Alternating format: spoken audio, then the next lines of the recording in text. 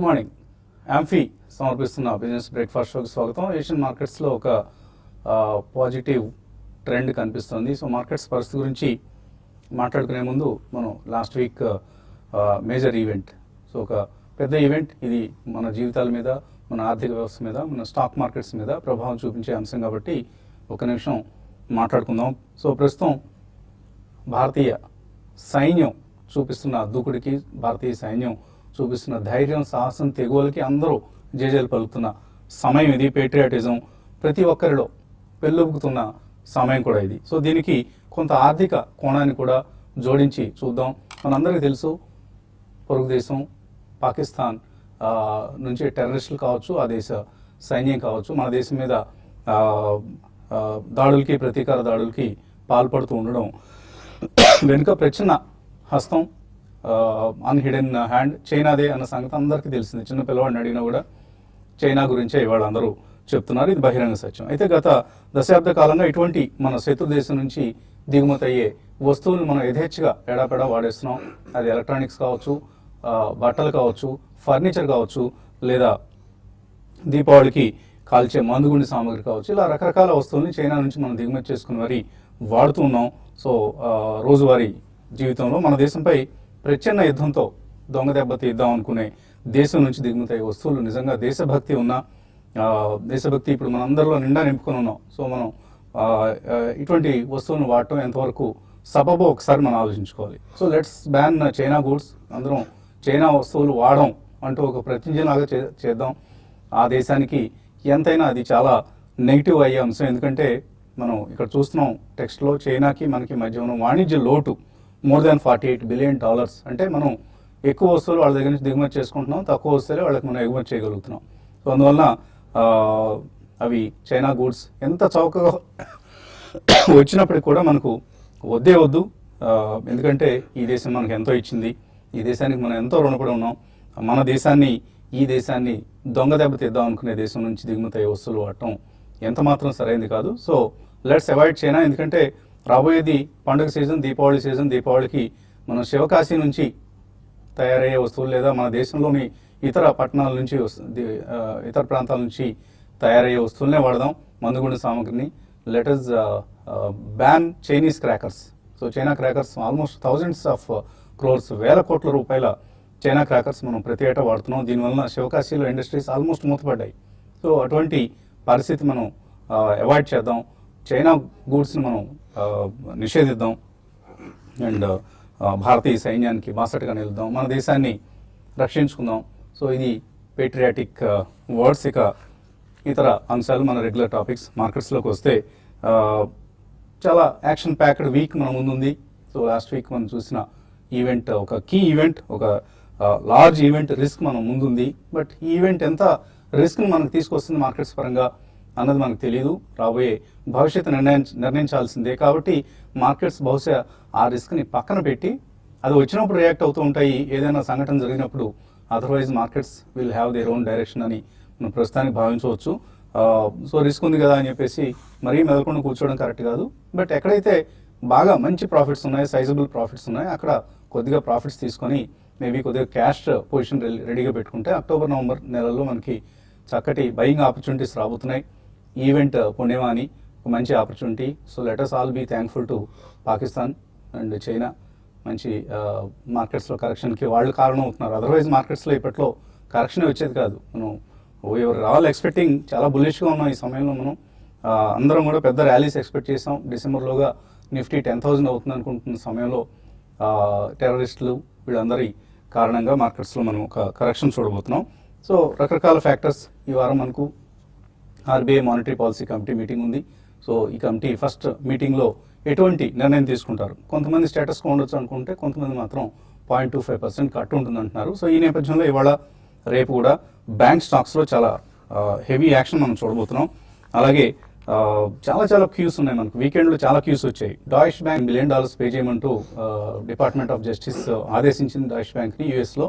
అంతకుముందున్న ఒక స్కామ్ తాలూకు పెనాల్టీ అది. దాన్ని ఇప్పుడు సెటిల్ చేసుకునే అవకాశం ఉంది అన్న వార్తలు వస్తున్న నేపథ్యంలో బ్యాంక్ స్టాక్స్ అన్నీ కూడా S&P 500లో ఉన్న బ్యాంక్ స్టాక్స్ అన్నీ లాస్ట్ వీక్ ఫ్రైడే బాగా పెరగడం చూసాం. డాయిష్ బ్యాంక్ షేర్ కూడా రికార్డ్ లోస్ నుంచి 14% పెరిగింది. దీంతో వాల్ స్ట్రీట్లో మనం ఒక భారీ ర్యాలీ చూసాం. అఫ్ కోర్స్ మన డొమెస్టిక్ క్యూస్ డిఫరెంట్గా ఉన్నాయి. డొమెస్టిక్ క్యూస్ విషయానికి వచ్చినా కూడా మారుతి అలాగే ఇతర companies like Mahindra and Mahindra, Tata motors వీళ్ళందరూ రోబస్ట్ సెప్టెంబర్ సేల్స్ నెంబర్స్ ఇచ్చారు మనకు. చాలా చాలా strong numbers. In fact historically high నెంబర్స్ని మారుతి, మహీంద్రా అండ్ మహీంద్రా కూడా ఇవ్వడం చూసాం. సో అదొక పాజిటివ్ స్ట్రాంగ్ న్యూస్. అయితే ఇన్కమ్ డిక్లరేషన్ స్కీమ్ నుంచి అందరూ ఒక 20,000 కోట్లు 30,000 కోట్లు డిక్లేర్ అవుతుంది అనుకుంటే ఆల్మోస్ట్ 65,250 crores డిక్లేర్ అయిందని ఆర్థిక మంత్రి చెప్తున్నారు. 64,275 మంది తమ దగ్గర ఇంత నల్లధనం ఉంది అంటూ 65,000 కోట్ల రూపాయలు బయటపెట్టారు. ఇది ఎకానమీకి కొంతవరకు కలిసి వచ్చే అంశం. దీని తర్వాత మనం ఆగస్ట్ నెలకు సంబంధించిన ఇండస్ట్రియల్ అవుట్పుట్ చూస్తే స్ట్రాంగ్ నెంబర్స్, పాజిటివ్ నెంబర్స్ వచ్చాయి. స్టీల్ అవుట్పుట్ ఫర్ ఇన్స్టెన్స్ 17% పెరిగింది. ఇది వన్ మోర్ పాజిటివ్ అంశం. అలాగే ఆటోమొబైల్ సేల్స్లోనే ఎక్స్పోర్ట్ నెంబర్స్ కూడా హిస్టారికల్లీ హై నెంబర్స్ రావడం చూసాం మారుతి లాంటి వాళ్ళ కేసులో. సో ఇవన్నీ పాజిటివ్ అంశాలు. అయితే ఫ్రైడే రోజు foreign institutional investors strong selling చూసాం మనం, ఆల్మోస్ట్ 1,028 crores. సో ఇది కొద్దిగా ఆందోళన కలిగించే అంశం. సో కేర్ఫుల్గా ఉండాల్సిన సమయం. ఎవరు బులిష్ మరి ఇంత ముందున్నంత బులిష్ ధోరణిలో ఉండకూడని సమయం ఇది. సో కొద్దిగా కేర్ఫుల్గా వెయిట్ అండ్ వాచ్ మూడ్లో అప్రమత్తంగా ఉండాల్సిన సమయం. ఈ పరిస్థితి గురించి మన ఎనలిస్ట్ని అడిగి తెలుసుకుందాం ఎటువంటి కామెంటరీ ఇస్తారు. సో ఒక బయింగ్ ఆపర్చునిటీ ఫెస్టివల్ సీజన్లో ఇటు ఈ కామర్స్ వాళ్ళు ఇస్తున్న బయింగ్ ఆపర్చునిటీలోనే మార్కెట్స్లో కూడా ఒక బయింగ్ ఆపర్చునిటీ రాబోతుంది ఇన్వెస్టర్స్కి. దీన్ని ఏ విధంగా వాడుకోవాలి? డెఫినెట్లీ కొద్దిగా నెక్స్ట్ ఫ్యూ డేస్ లో కన్సాలిడేషన్ ఎక్కడ అవుతుందో దాన్ని డెఫినెట్లీ ఒక బయింగ్ ఆపర్చునిటీగానే మనం పరిగణనలో తీసుకోవాలండి. ఎందుకంటే లాస్ట్ వీక్ లో మనకి 1 or 2 days చాలా స్ట్రాంగ్ సెల్లింగ్ చూసాం మనం. దో ఫ్రైడే మనకి రీజనబుల్లీ పాజిటివ్లీ మార్కెట్ క్లోజ్ అయినా కానీ ఆ ముందు రోజు లోస్ ఏదైతే ఉన్నాయో అది I think actually first price point గా కూడా తీసుకోవచ్చు. బట్ మనకి ఈవెంట్స్ చాలా ఉన్నాయి. మీరు అన్నట్టు ఎంపీసీ మానిటరీ పాలసీ కమిటీ వాళ్ళు ఏం చేస్తారు, ఇన్ కేసు ఏదైనా సర్ప్రైజ్ 0.25 basis కట్ ఉంటే మాత్రం డెఫినెట్లీ కొద్దిగా సెంటిమెంట్ పాజిటివ్ ఉంటుంది. ఎందుకంటే macro economic data, domestic macro economic data అంతా కూడా పాజిటివ్ గానే ఉంది. బట్ మనకి కరెక్షన్ లాంగ్ డ్యూ అండి, ఈ కారణం మూలాన వచ్చింది కాబట్టి డెఫినెట్లీ మనకి స్టెబిలిటీ ఎక్కడ వస్తుందో అది చూడాలి. We're entering into result season కాబట్టి కొద్దిగా మనకి అప్స్ అండ్ డౌన్స్ అనేది కొద్దిగా ఉండడం అనేది సహజమే. సో సెక్టోరల్లీ కానివ్వండి, especially first of all automobiles లో except Ashok Leyland, I think most of them Ashok Leyland కూడా ఓన్లీ ఎల్సీవీస్ అనేది కొద్దిగా పాజిటివ్ గా, అదర్వైజ్ కొంచెం నెగిటివ్ నెంబర్స్ వాళ్ళు చూపించారు. బట్ అదర్వైజ్ మిగతా అన్ని ఆటోమొబైల్ కంపెనీస్ కూడా they have shown extremely positive numbers. So ఇవన్నీ మనం ఇన్ టోటో తీసుకుంటే మాత్రం ఐ థింక్ మార్కెట్ లో పాజిటివ్ నేచర్ ఎక్కువ కొనసాగే అవకాశం ఉంది. బట్ రిజల్ట్ సీజన్ లోకి ఎంటర్ అవుతున్నాం కాబట్టి we can wait and watch little bit అండి. మీరు ఇందాకన్నట్టు ఒక పర్టినెంట్ పాయింట్ మనం గతంలో కూడా చెప్తూనే ఉన్నాం, ఎక్కడైనా సబ్స్టాన్షియల్ ప్రాఫిట్స్ ఉంటే మాత్రం కొద్దిగా ప్రాఫిట్స్ తీసుకోమని మన లాస్ట్ 1 month లో కూడా కొద్దిగా 25-30% ఆఫ్ ద క్వాంటిటీ ఉన్నవి కూడా ప్రాఫిట్ తీసుకోమని చెప్తున్నాను. We still stand by the same view అండి. ఎందుకంటే రాబోయే కాలంలో నెక్స్ట్ 1 or 2 months లో చాలా ఎక్సలెంట్ ఆపర్చునిటీస్ వస్తాయి. కొద్దిగా ఈ యుద్ధ మేఘాలని చెప్పలేము, బట్ ఓవరాల్ బార్డర్ ఏరియా కూడా కొంచెం స్టెబిలిటీ కనుక కనిపిస్తే మాత్రం I think we're definitely in for a very strong rise. And next year I think will be definitely very positive అనే చెప్పాలి. సో ఈ కారణాల మూలన especially automobiles, banking stocks, financials and ఇతరత్ర మనకి ఆటో యాన్సిలరీ కానివ్వండి, special fine and speciality chemicals, ఇటువంటివన్నీ కూడా just keep them on the radar. ఎక్కడ మనకి స్టెబిలిటీ కనిపిస్తుందో రిజల్ట్ సీజన్ వచ్చినప్పుడు we can bite at the first price point. In case ఏదైనా మార్కెట్ కొంచెం ఇక్కడి నుంచి కూడా ఒక 5% కరెక్షన్ వస్తే మాత్రం సెకండ్ ప్రైస్ పాయింట్ లో చాలా స్ట్రాంగ్ బయింగ్ అనేది చేసుకోవచ్చు. విత్ అట్లీస్ట్ 2-year వ్యూ ఉన్న వాళ్ళు మాత్రం they should get ready. I think most of the domestics are positive. External మనకి ఇమ్మీడియట్లీ ఏం నెగిటివ్ న్యూస్ అయితే రాలేదు, వచ్చే అవకాశం లేదు.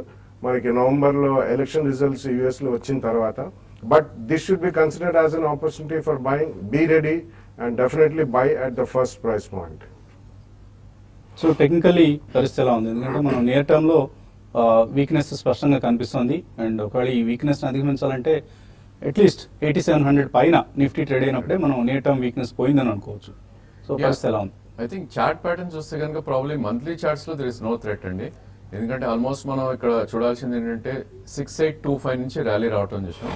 సో ఆల్మోస్ట్ 2200 పాయింట్స్ ర్యాలీ రావటం చూసాం కాబట్టి ప్రాబ్లీ 30% రిట్రేస్ అనేది కామన్. సో మనం వరి అవ్వాల్సింది ఎప్పుడు అంటే ప్రాబ్లీ 8543 ఏదైతే ఇంటర్మీడియట్ స్వింగ్ లో ఉందో ప్రాబ్లీ అది బ్రీచ్ అయిందంటే అక్కడి నుంచి మేబీ కొద్ది కరెక్షన్ వచ్చే ఛాన్స్ ఉంటుంది. సో 8543 కింద అబోవ్ ఉన్నంత కాలం so probably I think there is no threat for bulls అని చెప్పొచ్చు.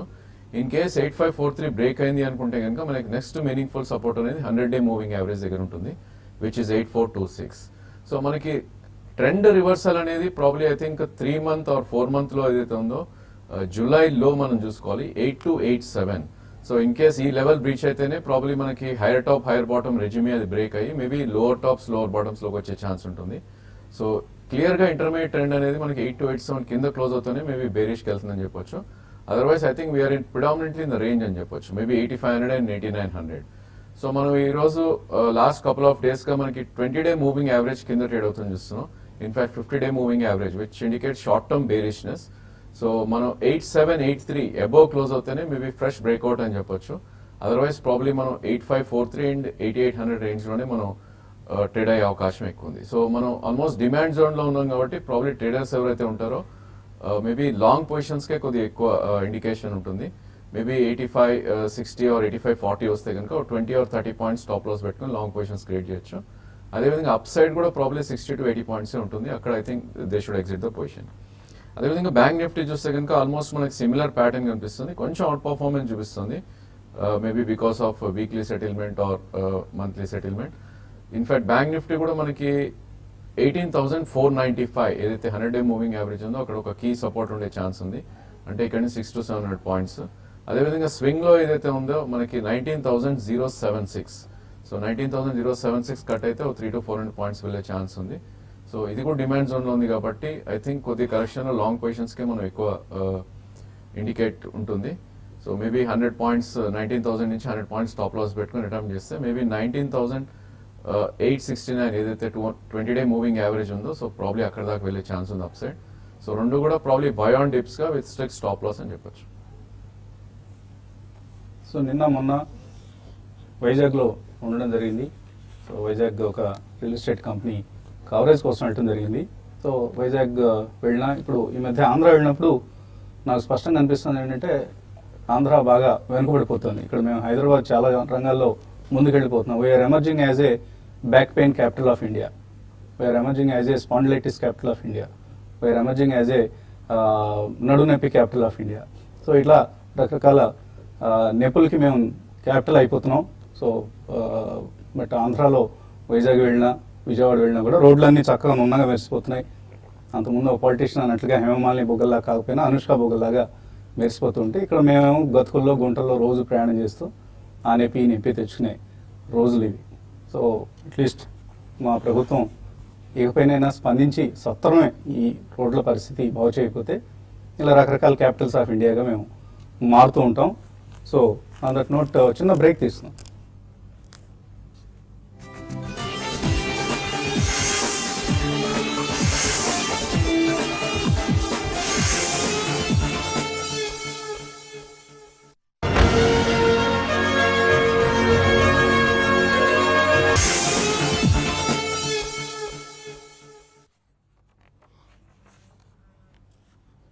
యాంఫీ సమర్పిస్తున్న బిజినెస్ బ్రేక్ఫాస్ట్ షోకి స్వాగతం. ఎస్ఎక్స్ నిఫ్టీ ఇండికేట్ చేస్తున్న ఒక స్లైట్లీ పాజిటివ్ ఓపెనింగ్ కోసం మార్కెట్స్ సిద్ధమవుతున్నాయని, ఎటువంటి ఓపెనింగ్ మనకు ముందుందో మరి కొద్దిసేపట్లో మనకు స్పష్టం కానుంది. అండ్ ఇవాళ బ్యాంకింగ్ స్టాక్స్లో మనకు ఒక కొంత పాజిటివ్ ట్రెండ్ ఉండే అవకాశం కనిపిస్తుంది. సో బ్యాంకింగ్ స్టాక్స్ లో ఏవి అట్రాక్టివ్ కనిపిస్తున్నాయి, ఏ స్పెసిఫిక్ కౌంటర్స్లో యాక్షన్ అంటే ఎస్బీఐ ఒక అరుంధతి భట్టాచార్యకి మళ్ళీ టర్మ్ యాక్షన్ చేశారు కాబట్టి ఎస్బీఐ పాజిటివ్గా ట్రేడ్ అవుతుంది డెఫినెట్లీ. ఎస్బీఐలో ఎటువంటి ట్రేడింగ్ చేసుకోవచ్చు? ప్రాబ్లీ ఎస్బీఐ చూస్తే కనుక 50-day మూవింగ్ యావరేజ్ దగ్గర మనకు క్రూషియల్ సపోర్ట్ లా కనిపిస్తుంది 245. ప్రాబ్లీ అది బ్రీచ్ అయిందంటే 230, 235 కూడా రావచ్చు. So in case short term traders ఎవరైతే ఉంటారో మేబీ 230 కింద క్లోజింగ్ బేసిస్ స్టాప్ లాస్ పెట్టడం చేయొచ్చు. అదేవిధంగా మొన్నటి స్వింగ్ హై 262 నుంచి మేబీ 278 మధ్యలో ఒక రెసిస్టెన్స్ జోన్ గా పరిగణిస్తాం.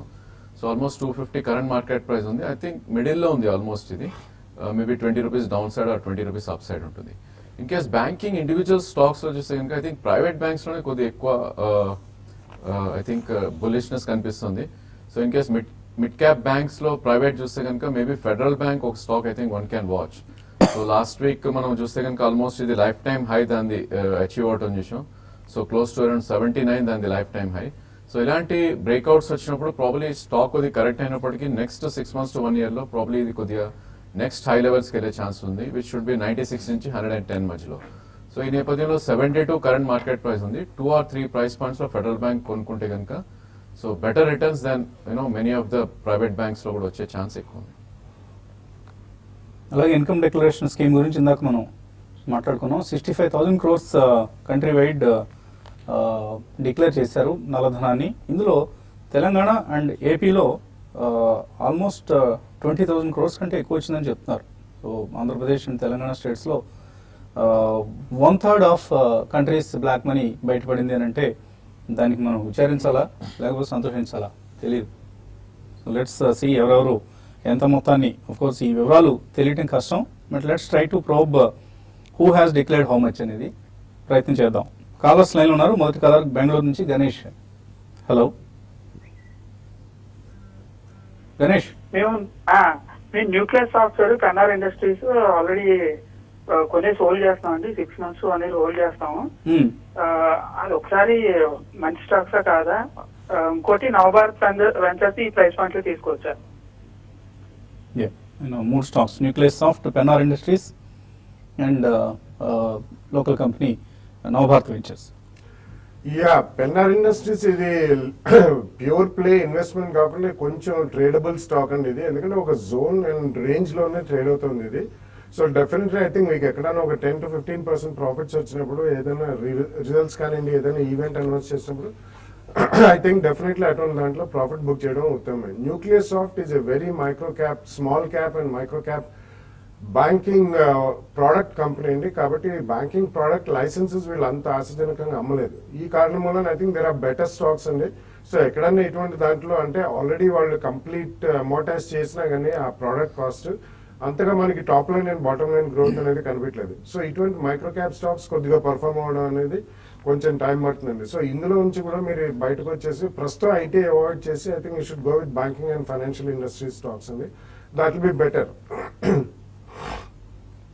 తర్వాత ఈ కాలర్ హైదరాబాద్ నుంచి విజయ్. హలో హలో అడగండి విజయ్. సార్, నా దగ్గర 2 స్టాక్స్ ఉన్నాయండి. ఫ్యూచర్స్ లో తీసుకున్నాను. ఒకటి SRT Finance, Shriram Transport Finance 1236 దగ్గర. ఇంకొకటి జేఎస్డబ్ల్యూ స్టీల్ ఒకటి 1785 దగ్గర.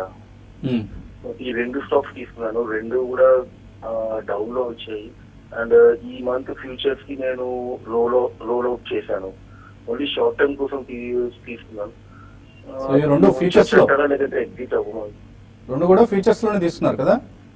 అవునండి, 2 ఫ్యూచర్స్ లోనే తీసుకున్నాను. Okay, Shriram Transport and JSW Steel. Yeah, Shriram Transport actually మనకి 4 months బ్యాకే ఇది ఆల్మోస్ట్ టాప్ అవుట్ అవటం చూసామండి 1309 దగ్గర. And almost couple of weeks గా ఇది 20-day మూవింగ్ యావరేజ్ కింద ట్రేడ్ అవుతుంది. So I think you should have put stop loss actually. But ఏదైనప్పటికీ ఐ థింక్ మొన్నటి లో కింద closing basis I think you should have stop loss which is 1102. So current market price 1162 ఉంది. So ఇంకో 60 rupees stop loss పెట్టుకోవాలి. అదేవిధంగా ఇది మనకి 100-day మూవింగ్ యావరేజ్ అయితే ఉందో 1223. సో ప్రాబ్లీ అక్కడ ఒక గట్టి రెసిస్టెన్స్ ఉండే అవకాశం ఉంది. మీరు అక్కడ ఎగ్జిట్ అయ్యే ప్రయత్నం చేయండి స్వల్ప నష్టాలు ఉన్నా కూడా. JSW still probably I think 1 or 2 months మీరు ఐ థింక్ పొజిషన్ రన్ చేస్తాను అనుకుంటే డెఫినెట్లీ హోల్డ్ చేయమని చెప్తాను. ఎందుకంటే ఈ stock all time high breach అయినాక ప్రాబ్లీ 300-400 రూపీస్ పెరగటం చూసాం upside. So next move లో ప్రాబ్లీ ఇది లాస్ట్ టైం హై ఏదైతే ఉందో 1885 దాకా వచ్చే ఛాన్సే ఎక్కువ కనిపిస్తుంది. బట్ ఇలాంటి స్టాక్స్ కూడా probably I think you should have your stop loss which is about 100-day moving average. So 1571 is 100-day moving average. దాని కింద స్టాప్ లాస్ పెట్టుకుంటే probably next roll over, in fact ఈ రోల్ ఓవర్ రాకపోయినా కూడా next roll over లో 1880 నుంచి 1900 దాకా వచ్చే ఛాన్సే ఎక్కువ కనిపిస్తుంది. తర్వాత హైదరాబాద్ నుంచి మరో కాలర్ రవికుమార్. హలో హలో అడగండి రవికుమార్. సార్, నేను మంత్లీ 6000 మ్యూచువల్ ఫండ్ లో పెట్టాలనుకుంటున్నాను సార్. ఏ మ్యూచువల్ ఫండ్స్ లో సజెస్ట్ చేస్తారు దానికి చెప్తారా సార్? అంటే ఇంత ముందు ఉన్నాయా మీకు మ్యూచువల్ ఫండ్స్ లో ఇన్వెస్ట్మెంట్స్? ఆల్రెడీ నాకు డిఎస్పీ బ్లాక్ రాక్ ఫండ్ లో ఉన్నాయి సార్. అవి మంత్లీ 1000 చేస్తున్నాను. అది 2 years నుంచి చేస్తున్నాను. ప్రజెంట్ మళ్ళీ వేరే దాని లోపల కలిపి ఒక 6000 పెడదాము అని అనుకుంటున్నాను సార్. ఓకే అండి. సో మీరు 3 స్కీమ్స్ సెలెక్ట్ చేసుకోవచ్చు. బిర్లా సన్ లైఫ్ లో ఫ్రంట్ లైన్ ఈక్విటీ, అలాగే SBI blue chip fund and ICICI Prudential లో వాల్యూ డిస్కవరీ. ఈ 3 కనుక మీరు ఈ 3 మీరు సెలెక్ట్ చేసుకొని 3 స్కీమ్స్ లో ఈక్వల్ గా 2000 చొప్పున ప్రతి నెల ఇన్వెస్ట్ చేయండి. You will get decent returns in the next 3 to 5 years. తర్వాత ఈమెయిల్స్ కూడా మనకు చాలా అందాయి. వరుసగా ఒకటొకటి చూద్దాం.